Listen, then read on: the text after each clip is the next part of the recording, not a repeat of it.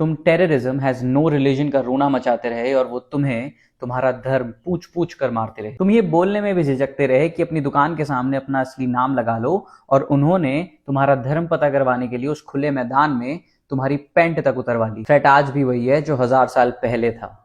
दुश्मन आज भी वही है जो 1000 साल पहले था। मानसिकता आज भी वही है जो 1000 साल पहले थी।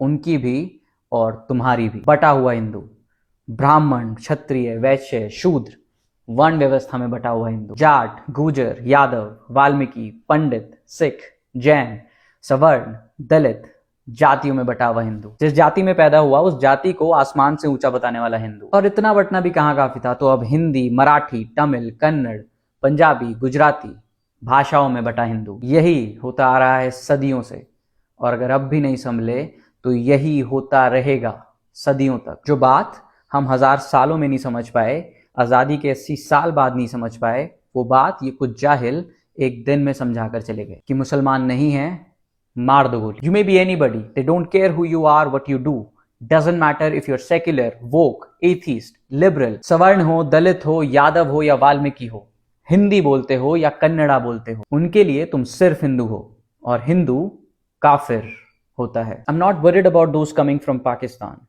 उनका इलाज बांधने में मेरे देश की सेना, मेरी इंडियन आर्मी सक्षम है। They did it in the past and I know they will do it again. I am worried about दोस्त जो भारत में होकर भारत से गद्दारी कर रहे हैं, अपनी राजनीति के लिए बंगाल में घुसपैठ करा रहे हैं, किसी आतंकवादी के फ्यूनरल में हजारों की तादाद में पहुंच रहे हैं।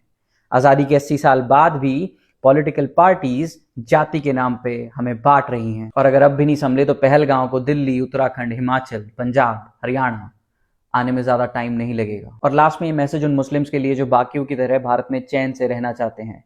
इफ यू थिंक कि वो सिर्फ हिंदुओं के पीछे हैं, तो let me tell you are no different than Hindus for them. और अगर यकीन नहीं होता तो पहलगाम अटैक में मरने वालों की लिस्ट एक बार चेक कर लेना। उसमें एक नाम सईद आदिल का भी है जो उन जाहिलों से उनकी बंदूक छीनने की कोशिश कर रहा था।